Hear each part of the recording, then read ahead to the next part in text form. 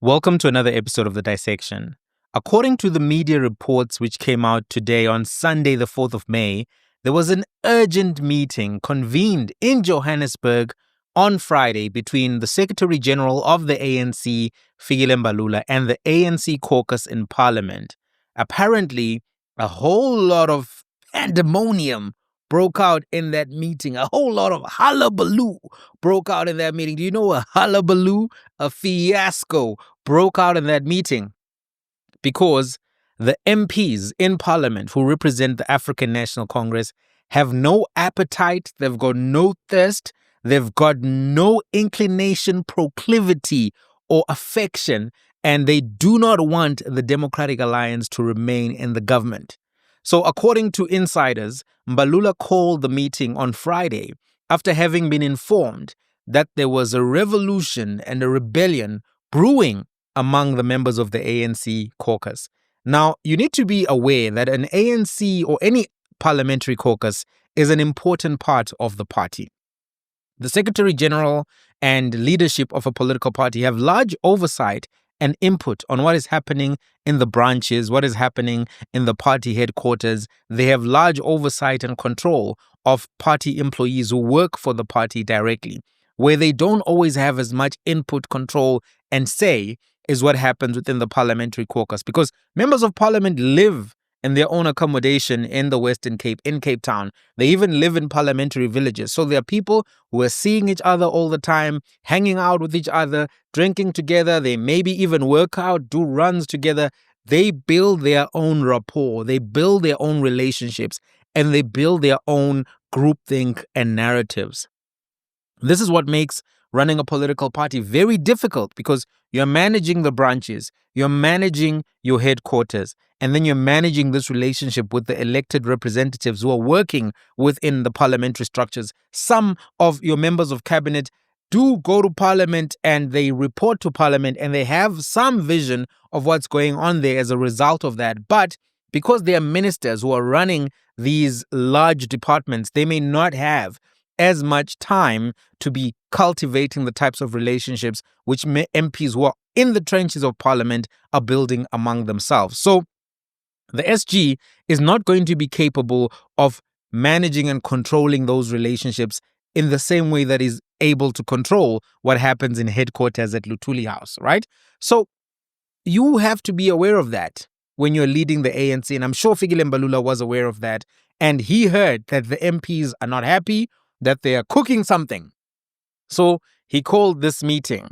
And you need to be aware, the ANC parliamentary caucus in and of itself is a powerful caucus, and loss of the caucus support can actually lead to loss of power. In 2018, the caucus in parliament changed the course of the party because they were critical to telling Jacob Zuma when he was pushing back against the fact that he had been recalled by the NEC. And they told him, Chief, you don't have the votes. We are going to remove you.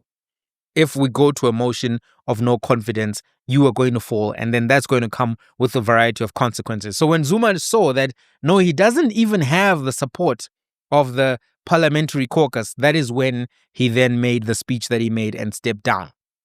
So it's critical. So Mbalula called the meeting with the information that he received that, trouble is a brew in the caucus. And the ANC MPs ambushed him at his own meeting and made demands to the party's leadership that the Democratic Alliance be dumped from the government of national unity and that smaller parties be brought in to achieve a majority. So a coalition 2.0, if you will, right?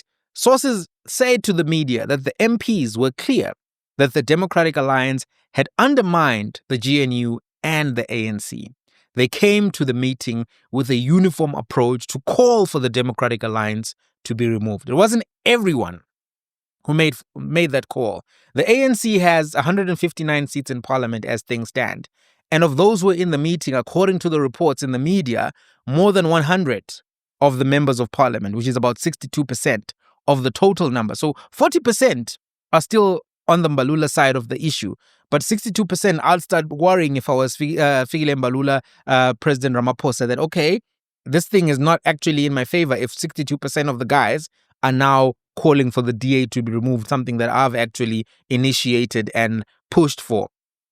So these people said, hey, we don't want the DA in the coalition. They raised the issue of DA's oppositions to the first two versions of the budget. Remember, there was budget 1, never saw the light of day. Budget 2 came after the 2 percentage point increase was proposed. Budget 2 came with 0.5 per year, going to 1 percentage point increase. That we also know did not make the light of day after the court ruling withdrawn, no VAT increase on the 1st of May. That's where we're standing. We're still with the 15%. So members of parliament are licking their wounds.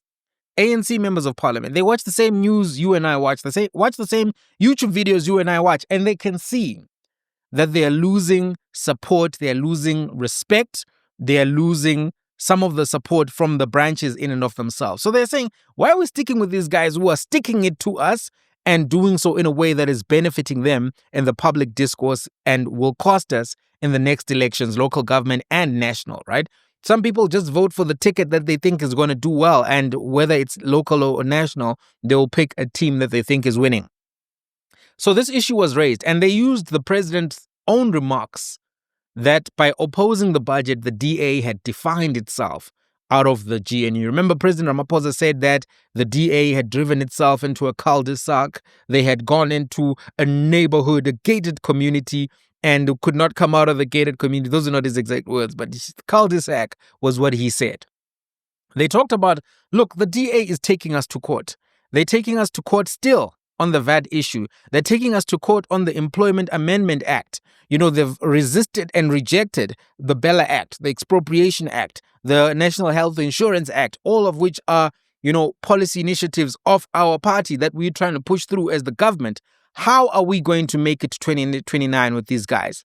According to the reports, the meeting became so tense at one point that President Paul Mashatile and the ANC chairperson, national chairperson, Gwere Mantashe, lashed out at Fikile Mbalula, who apparently arrived an hour late. And they said, how could you keep us waiting, Chief? Mantashe is actually said to have walked out of the meeting while Mbalula was speaking. So you can see that, you know, it's a tense situation. It's a tense situation.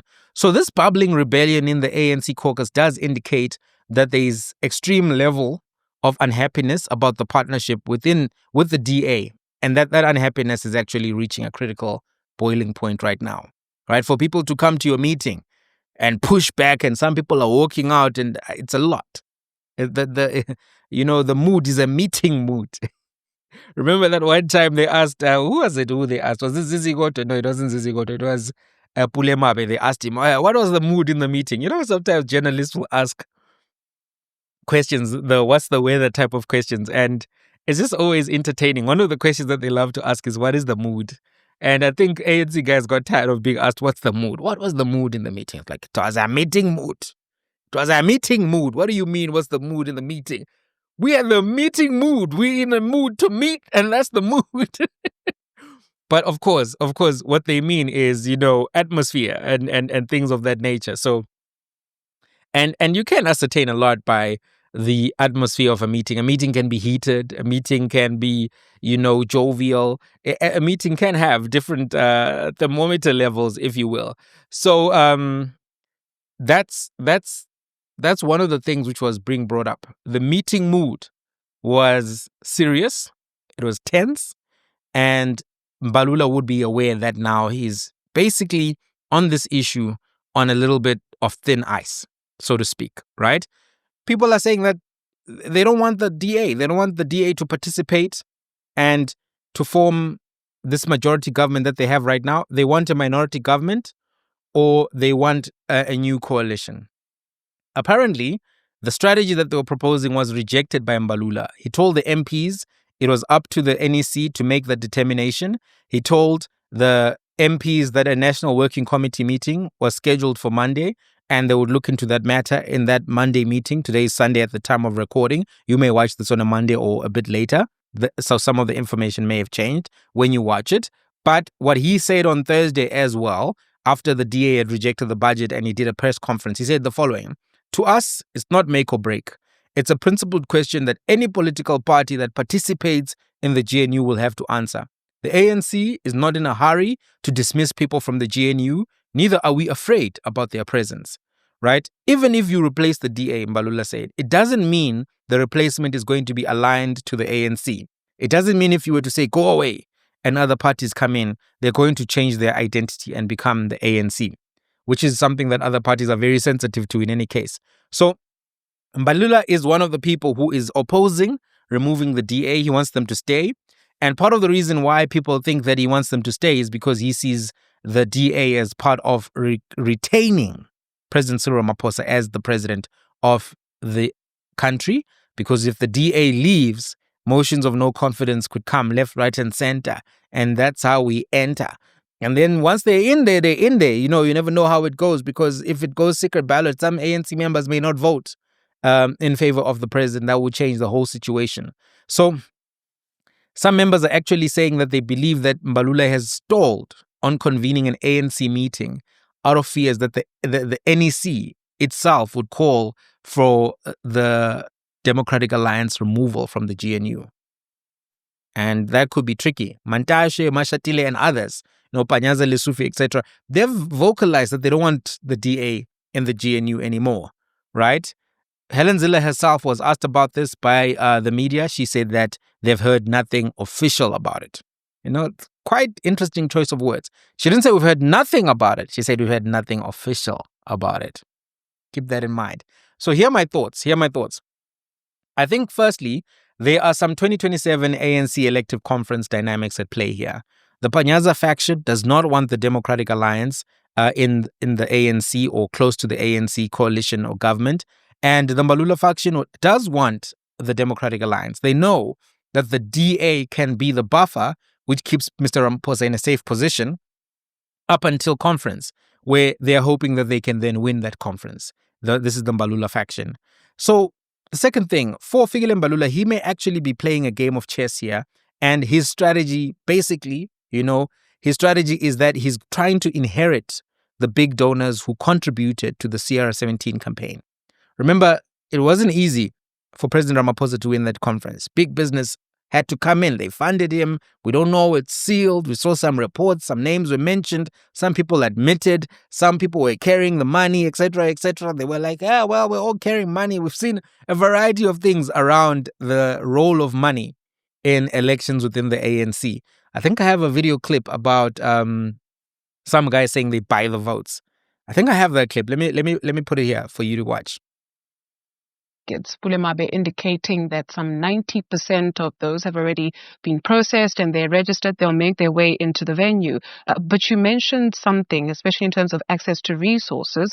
Mzwandile Masina, speaking to Clement Manyathela a few moments ago, alluded to the buying of ANC members. Is this something that you are hearing whispers about? Yeah, I think the buying of the vote is common. In the last 4 conferences of ANC, the buying of the vote has been common, has been done at different, all these conferences in different ways. In the past, they used to bribe delegates to say, when you vote, show us what you voted, who you voted for, and then they will give you the balance of the money that, for bribery. And sometimes, so they change, sometimes they want to see the photos of who you voted for. You must take the ballot and so on. So, and they give all sorts of monies for delegates because of the electoral law inside the ANC. As we are saying, we need to change how we elect leaders inside the ANC. We need ANC general elections in the future where all the ANC members will have the right to nominate leaders and will also have the right to elect leaders. At the moment, it's only 2% of ANC members that are there in that NASDAQ place. That 4,000 you're talking about is 2% of ANC members.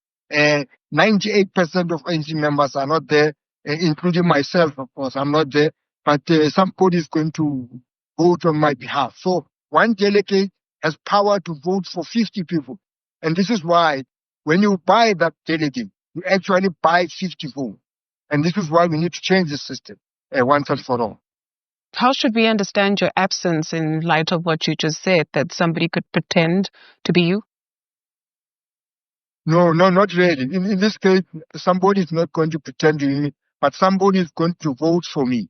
Somebody for will an example. represent my branch, a delegate from my branch, who will then, because one delegate represents 50 members. So that person will be voting for the 49 other people who are not there. So as to what these 49 people are going to vote for, nobody can know. And this is why they bribe this one delegate, so that all the 50 votes are then going to a particular person who has paid the money. And that's why they're buying the vote. And it will be there until we change how we get leaders inside the ANC. Tata Mokwale, what's the going rate for a vote? How much does a vote go for? It fetches for how much typically? It depends. It depends. They are not the same. If you have to bribe somebody in the urban areas of, Johannesburg, Gauteng, Durban City, Durban area, you might need to fork out more or promise them tenders of a railway line or pipeline, that their company will get this tender and so on and so on. And for those who come from the villages in the park, you need to give them 20,000 others or 50,000. And when you come from a rural village, somewhere in the, I don't want to mention the provinces, but many of these rural areas, provinces, if you come from there and they give you 50,000, they say you vote for so and so. When you go back to your village, you're really wealthy because you can buy maybe 10 goats and even have change. And in the village, then they will know that this man comes from the ANC conference. So it depends. The value, I think, varies and changes. But they buy them. It's not known, And unfortunately, that's where some people make money out of ANC conferences. So if you're Mbalula, you're going to be aware that money is going to play a role, and Ramaphosa is not going to be on the ballot. He's not going to be available for ANC leadership going forward. So you're going to try to inherit some of those donors, the big business donors in Stellenbosch, the Ruperts, the Michelle Leroux's, all of these big guys who want the status quo to continue, the neoliberal economic, fiscal, and monetary strategies which have benefited them, and they've been making billions. You must understand, big banks, big medical insurance, big construction, they've all been making a lot of money under this 42% unemployment rate South Africa. They've been building large buildings in Sandton, massive buildings, massive profits. You look at CEO salaries in South Africa, they are at record highs. So they've been making a lot of money and they want the party to continue. You may think that they're not enjoying because they're like, unemployment. We must fix unemployment. Hey. And then they cut each other checks and the checks are big. Do you know that corporate South Africa is sitting on trillions in cash reserves, and they are not using that on fixed capital formation? So they'll come and say, you know what, we need to create jobs, but fixed capital formation, which is one of the things that they can do to create jobs, they don't do. It's called an investment strike in some sectors, and they're not doing it. So just always be aware. Anyway, Mbalula is aware that he needs the money. For example, News 24, what am I saying? News 2024. News 24 is part of NASPERS, which the chairperson of which is Koos Becker. And he's anti-Mashatile. The publication is anti-Mashatile. And he can ascertain, any political player can ascertain that, hey, if I can get some of the Koos Becker money, some of the Michelle Leroux money, some of the Johan Rupert money, get that money in circulation for my campaign. FM 27. Fikile Mbalula 27, then I'll be able to maybe ascend to the highest office, because money is a factor, as you've seen. So if he succeeds in holding GNU version 1 together for as long as possible, he may be the one who actually gets support, and he may be then able to do a serious bid for party leadership himself in 2027. That may be the calculus. We'll see. Time is still ticking on where things are going to fall in respect to 2027. Ignoring the conference leadership race and thinking organizationally, my third contribution is this. The Democratic Alliance did show the ANC that through the budget process, they do have a lot of cards which they can play against the ANC. ANC right now, as a political entity that is trying to maximize its power and influence and control of a government that they view themselves as being leaders of, they're not going to necessarily want to share power, and we've seen that they're not interested genuinely in doing that in a lot of ways, right? And I'm sure there's lots of bad blood right now. And the result of all of this is that they're going to be looking for strategies. There's an understanding to fix the issue. There's an understanding which they view as being the DA being able to outsmart them or outcorner them, outmaneuver them on the budget issue. There's an understanding that they came out of the budget 1 and budget 2 fights with mud on their faces. The DA came out looking like what Fikile Mbalula would call a bunch of winners. You know, Mbalula has that phrase that got him in trouble, bunch of losers, when you're talking about the Bafana team when they were doing badly. But DA has come out looking like a bunch of winners, right? The DA that he's been defending and trying to keep in the process, even though he's expressed at different times frustration. So the budget vote process also showed the ANC how they can reformulate the coalition without the Democratic Alliance. They can include Action SA, they can include Build One South Africa into the coalition and still be able to get to 201 votes and pass their budget, right? The new budget process right now is still one that's likely to be complicated. They've got no guarantee that the DA will support them all the way to the end and to the finish line. The DA can still come and say that they withdraw support for the budget at any particular point, and they can change their reasoning in Budget 3. The DA has its own agenda, right? ANC has an agenda, the DA has an agenda as well. They're playing their own game theory, right? And that agenda is to gain more control and influence in the coalition. The DA wants, first and foremost, to remain in the coalition, retain the number of cabinet positions it has, and number 3, to be able to get influence and control in the coalition. If they're able to get that, it will be a material loss for the ANC. It will be a boon for the DA and its voter base and its donor base.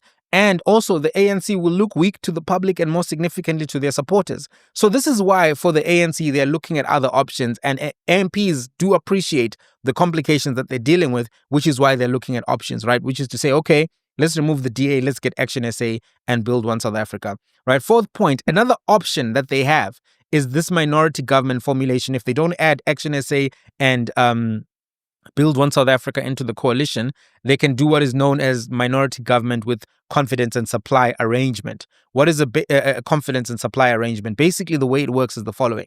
The ANC runs the minority government. They have the cabinet positions. Maybe they do so retaining the rest of the coalition minus Freedom Front Plus and Democratic Alliance. And then those other parties say to them, we're not going to vote against you in a motion of no confidence, and we're going to supply you with the votes for the budget. Confidence, supply.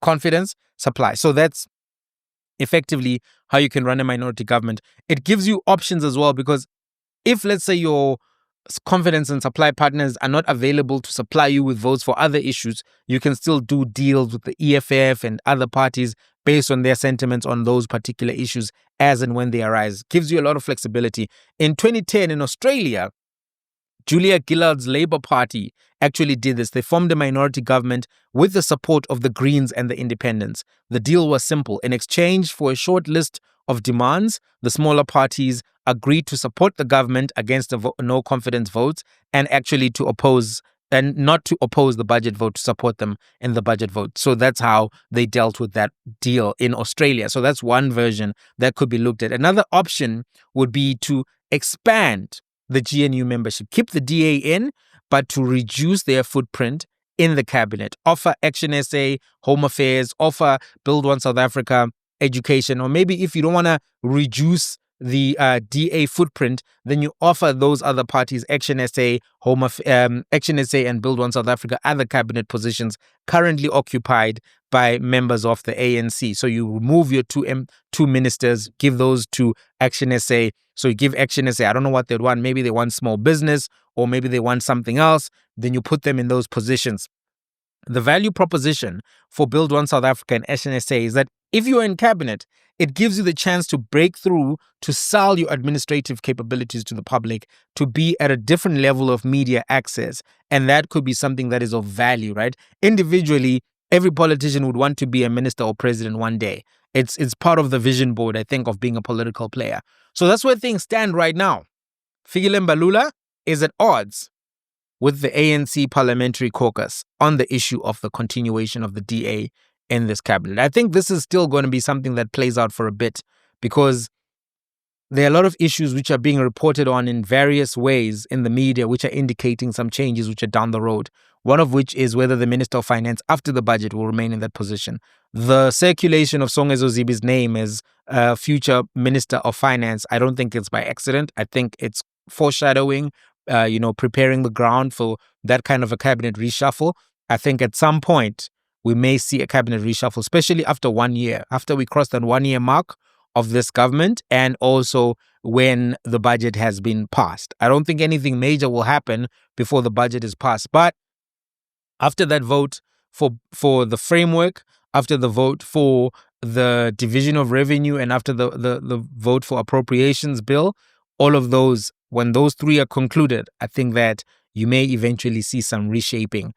Right now, I think whether or not there's an appetite from the ANC to remove the DA, you can't do it before the budget. Let the DA make its moves. They've now been included in the consultative process for the budget. VAT is off the table. So now the ANC is going to try to ascertain how the DA is moving and behaving before they make a move. Because if the DA supports the budget, right, and the ANC gets that budget passed, they may still think that it's too risky to do again next year and remove the DA in between now and the next midterm budget policy speech. That could be something that happens. I don't know. What do you think? Let's have a conversation in the comment section. Oh, by the way, there's an interesting book dissection that we just did in the book club on the gambling sector in South Africa. And the book that we're looking at is the book by Rob Davies called, what's that book called? Jackpot. How Gambling Conquered Britain. It's a massive book. It's an impressive book, very relevant even for the South African market, because as you see, Betway is everywhere. I was watching the awards and I saw that even now Betway is sponsoring award shows which have to do with just entertainment. The proliferation and preponderance of gambling advertising and gambling in and of itself within South Africa is something that is a cause for concern. So we have a discussion in the book lab, members only. Join the book lab and then you'll be able to access that content, and it's great content. Till the next one, let's talk in the comments.